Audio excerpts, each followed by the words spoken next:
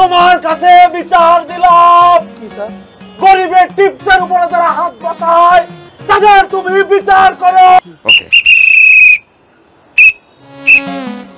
আপনারা দুইজন ডেস্ক আর কিচেন ধুয়ে এই রুফটপে কি টুকুর টুকুর করছেন? তোমার কথা তো ভাই স্পষ্ট না। ওই যে অপুষ্টির কারণে স্পষ্টতা হারায় গেছে।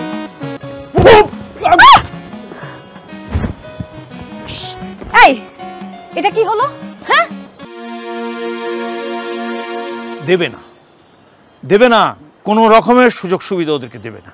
জানো তো, ওদের যত সুযোগ সুবিধা দেবে তত তোমার ঘাড়ে চেপে বসে থাকবে, তত তোমার ওই ঘাড়েই চেপে বসে থাকবে।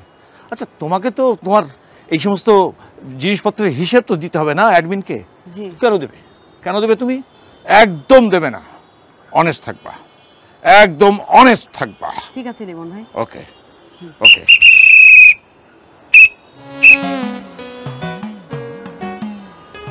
সুমন, শোন, তুমি হচ্ছে সিকিউরিটি গার্ড।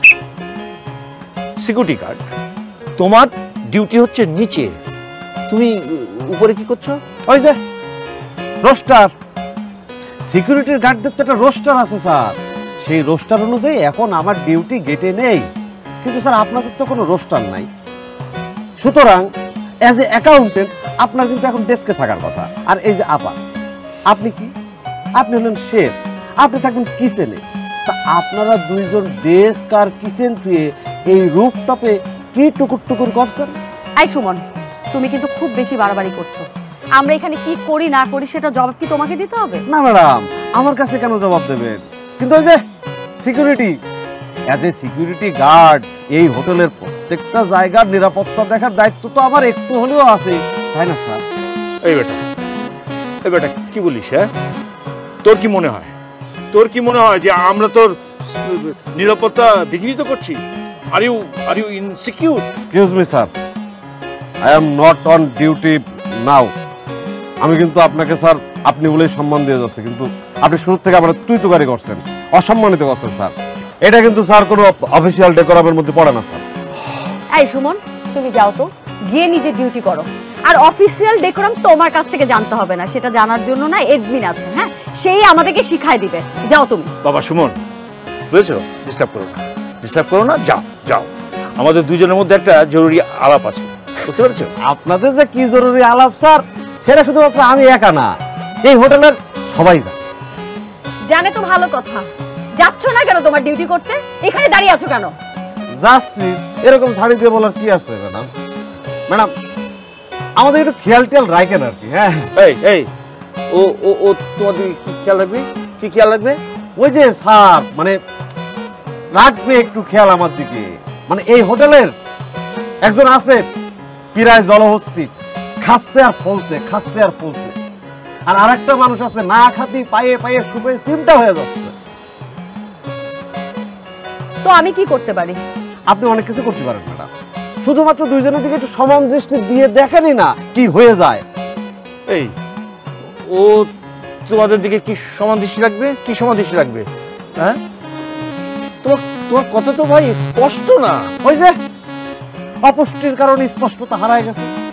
স্যার আপনি তো জানেন না, ম্যাডাম কিন্তু শুধু শেফ না, ম্যাডাম কিন্তু একজন নিউট্রিশিয়ানও।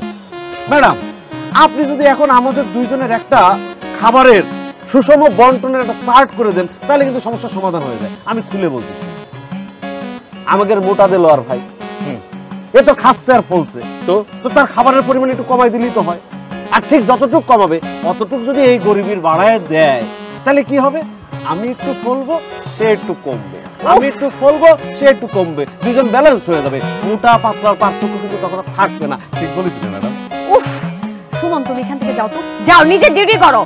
ওকে ম্যাডাম, আসি ম্যাডাম, আসসালামু আলাইকুম। এই এটা কি হলো? হ্যাঁ, আরে আরে ম্যাডাম, আপনাকে তো আমি খুঁজে খুঁজে ক্লান্ত হয়ে গেছি। আপনাকে তো আমি কত জায়গা খুঁজছি, আপনার কিচেনে গিয়েছিলাম সেখানে পাইনি, রেস্টুরেন্টে গিয়েছি সেখানে আপনাকে পাইনি, কফি কর্নারে গিয়েছি সেখানে পাইনি, লবিতে গিয়েছি সেখানেও আপনাকে পাইনি। আপনাকে পেয়ে না আমার জানার মধ্যে একটু ভালো লাগছে। ও স্যার, আপনাকে দেখেও আমার ভালো লাগছে। আসসালামু আলাইকুম স্যার। ওয়ালাইকুম আসসালাম। আচ্ছা স্যার, এই যে আমাদের এই মাসের বেতনটা কি 5 তারিখের মধ্যে হয়ে যাবে স্যার? বলতে পারছি না, বলতে পারছি না। বলতে পারছেন না স্যার? না। এক্সকিউজ মি, কি হলো? এই যে আপনি এসে আমারে বুলডোজারের মতো ধাক্কা দিয়ে ফালাই দিলেন, অ্যাক্সিডেন্ট হয়ে যাচ্ছিল, সেটা কি আপনার কি কোনো খেয়াল নেই? আপনার কি উচিত ছিল না আমার একটা সরি বলা, অনুতপ্ত হওয়া? আপনি আছেন, ম্যাডামকে কোথায় খুঁজে পাচ্ছেন না, স্যার কবে বেতন দেবে, 5 তারিখে দেবে কিনা, এই সব নিয়ে আপনি যে 2 মার্ডার করতে চলছিলেন, এটা কি একবার আপনার মাথায় ঢুকিনি? আমি তো ম্যাডামের কার উপর করছিলাম, আমিও মরতাম, ম্যাডামও মরতো। ভাগ্যিস দেবদূতির মতো মাঝখানে স্যার এসে দাঁড়াইছে। এই সুমন, তুমি আমাকে কি বলে ডেকেছো? বুলডোজার। বুলডোজারের নিচে ওই ইট বালি খোয়া যাই থাকে কোনো খেয়াল থাকে না, সরে যাও তো। ও ভালো কথা, তুমি এখানে কি করছো? ছাদে কেন তুমি? তোমার না গেটে থাকার কথা। সে কথা তো একবার দিছি আমি। শোনো শোনো শোনো শোনো শোনো, তোমাকে একটা কথা বলি। ওই যে 608 নম্বর রুমের গেস্ট এখনই বের হবে, ওখানে তো টিপস দিবে। দয়া করে আবার টিপসটা নিজের পকেটে রেখো না, কষ্ট করে একটু ওই বাক্সর মধ্যে। আল্লাহ, কি হলো? তোমার কাছে বিচার দিলাম। কি স্যার? গরিবের টিপসের উপরে যারা হাত বসায় তাদের তুমি বিচার করো। স্যার দেখেছে গরিবের টিপসের মধ্যে ভাগ বসায় স্যার। আমার প্রতি এই অফিসার অন্যায় আমি মানিয়ে নেব না স্যার। এর একটা বিহিত আপনাদের দুজনে করা লাগবে। আপনারা যদি এর কোনো বিহিত না করেন তাহলে আমি অ্যাডমিনে কমপ্লেন করবো, আমি বলে দিয়ে যাচ্ছি। বিষয়টা বুঝতে পারলাম না স্যার।